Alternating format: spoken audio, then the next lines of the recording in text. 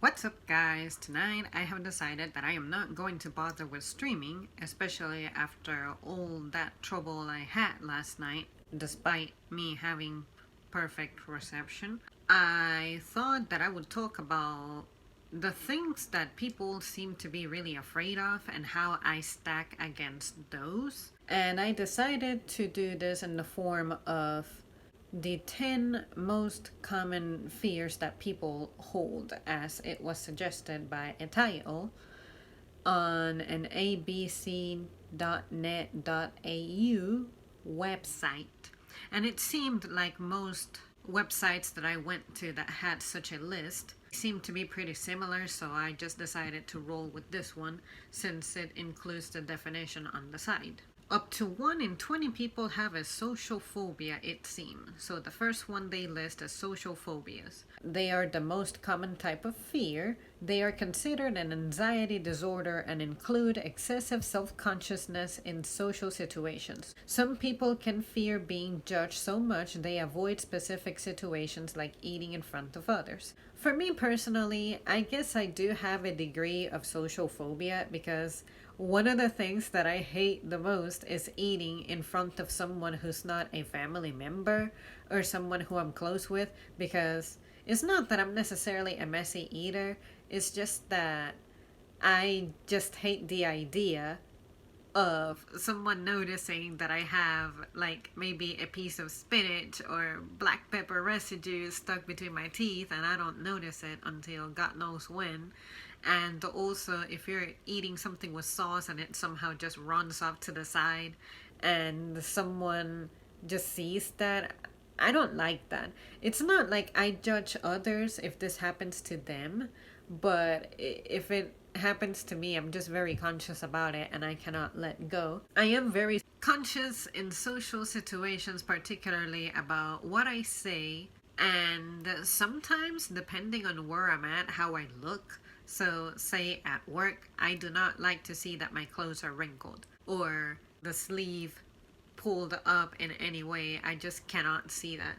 If I'm not like neat, I tend to think about that for the rest of the day. But here, sometimes I deliberately try to not really care about appearance so much because I want to get to a point where I'm confident with functioning as a human as opposed to being very obsessively aware with vanity.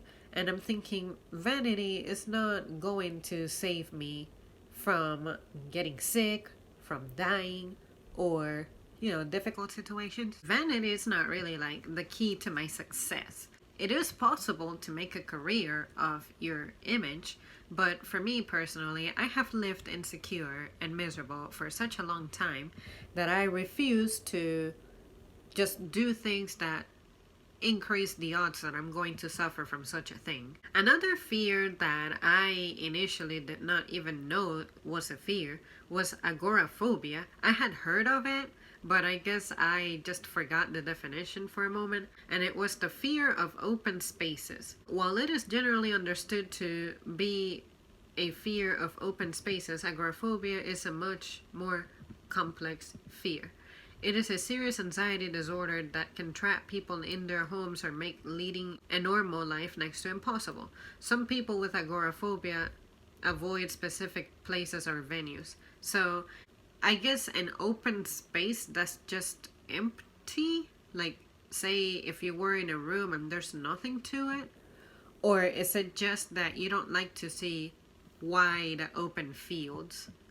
I cannot imagine that being an uncomfortable thing for me personally. I always say that I feel like I wouldn't do well in certain suburban settings or city settings where everyone just lives in the same spot. I always try to pick an apartment where I'm in a corner because I usually cannot get an apartment that's just standalone, and I do not care to have a house either. To have a fear of like open spaces, I cannot think that up. So maybe you guys can clarify that for me. Acrophobia is the fear of heights. Some people fear heights so badly, the escalators at the local shopping center give them vertigo.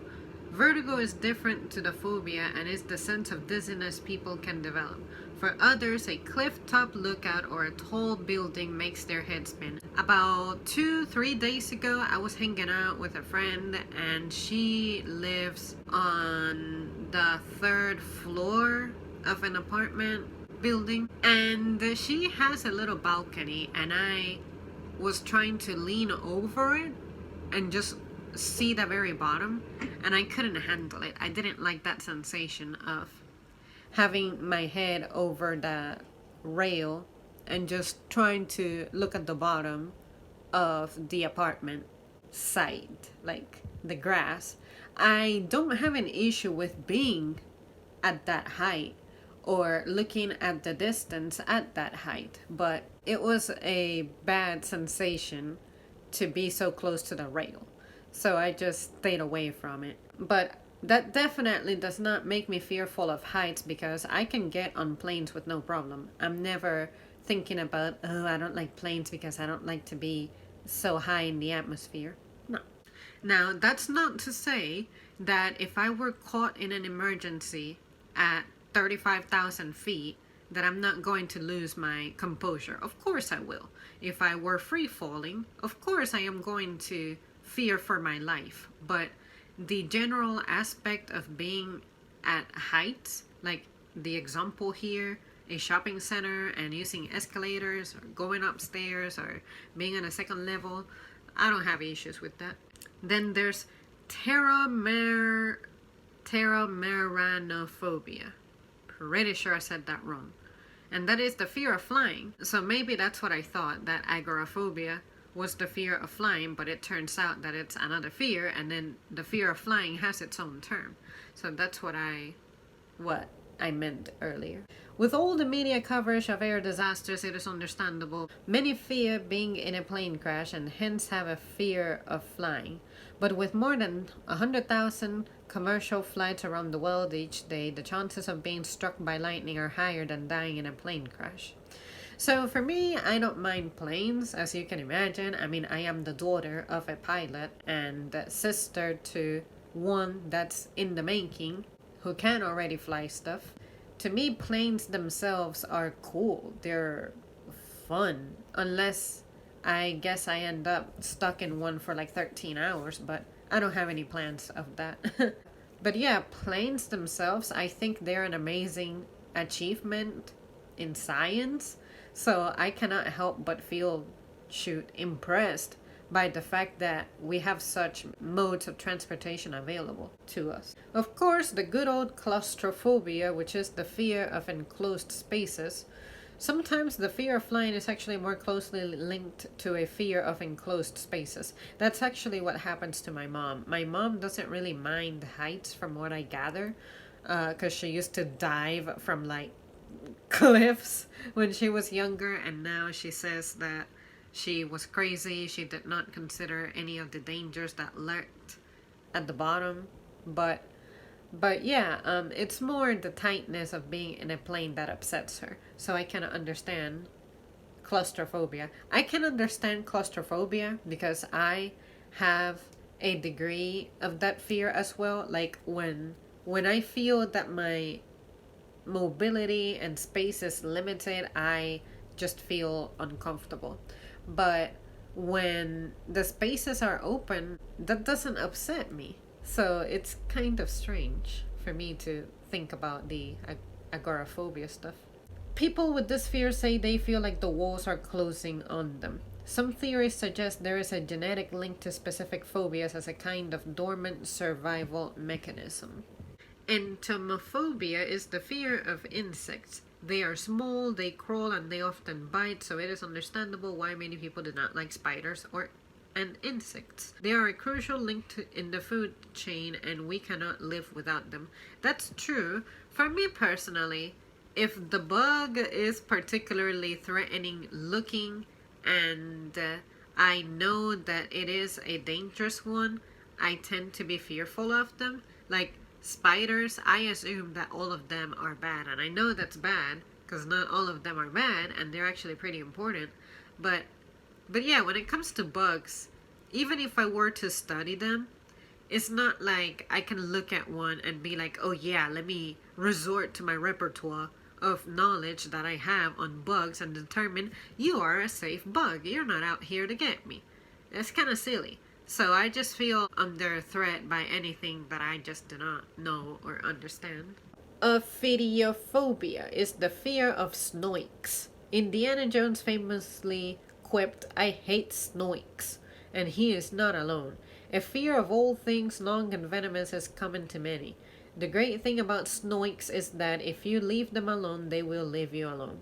Well, for me personally, I always think that snakes are just out there to get me. I have personally encountered two on the wild, and it has been very close to home on both occasions, and I was crapping myself. But I always feel like if I'm not careful and looking behind my shoulder, they're just out there to get me. And I also do not like to be outdoors like that because I just never know where one is going to come from. So I do not like snakes. I would say I am considerably terrified of them, and my cousin, who is a biologist, has offered me so many times to grab one of those giant ones and like hold it, and I'm like, I am well, thank you very much. And he tends to do that, especially right after he showed me the feeding process of giving it a freaking rodent of some sort. Just no. No. I'm fine. Trust me. Cynophobia is the fear of dogs. A fear of dogs is a common phobia, particularly among children and door-to-door sales agents. The fear can be exacerbated by a negative experience with an animal and can be one of the most difficult phobias to conquer given canines can sense people's fear. See, when it comes to that, I just think of dogs as these amazing companions that I personally very much miss. I can understand why you would be scared after a bad experience, like for the rest of your life. But at the same time, dogs have more positives to them. And especially the fact that you can actually train them to avoid that stuff happening.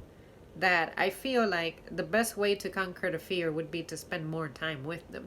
So as opposed to just looking at a dog and associating it with that negative experience, I would think, well, this dog is different. It's not the dog that attacked me. This dog belongs to someone who I know. Yeah, it'll bark, but it's not actively charging at me. What am I afraid of? But then again, this is coming from someone who loves dogs and has never had a traumatic experience with them. So I am overly simplifying the solution there. But I really think that that is probably what people ought to do to maybe begin to conquer the fear.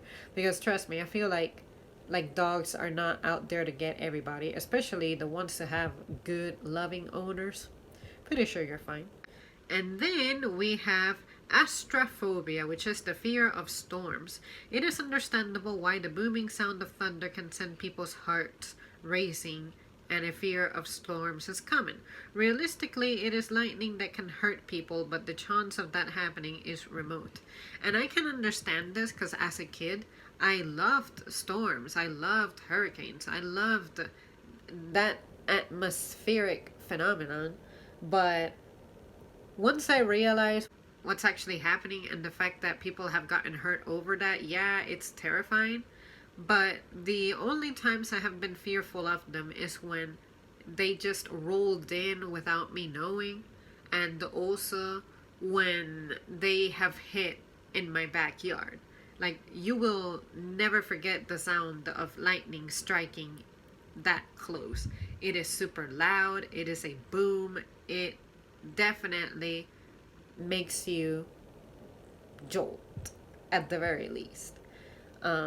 But yeah, I don't mind them. I think they're beautiful to look at from a distance.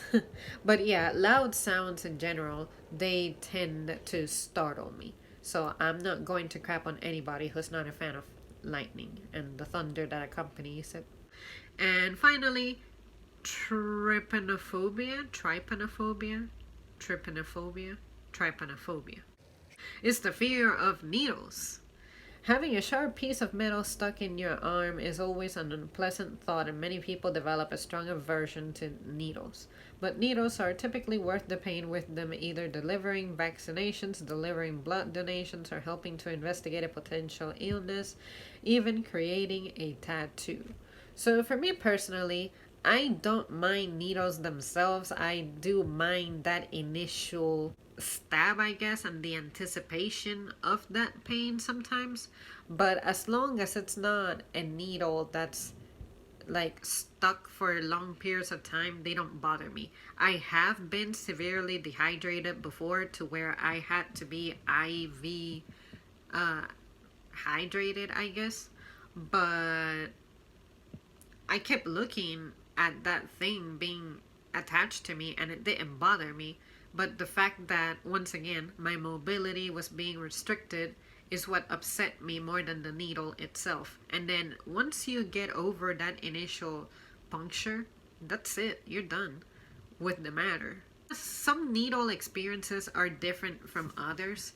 Like, I have had really good doctors who know exactly how to angle the needle, how to go for the vein, and I don't feel much. Usually, if you give me a heads up, like, okay, here it is, it's coming, I'm about to stab you, boop. It's like I can mentally prepare myself to not let that bother me. But if suddenly I were to be like, have a needle just jammed into my skin, then yeah, I would have a problem with that. But other than that, they really don't bother me that much. Um, let's see. Well, you guys, that's pretty much it. That concludes the list of all the phobias that were mentioned in this particular article. Alright, guys, well, thanks so much for tuning in, and I will see you soon. Do not hesitate to leave in the comments what your fears are.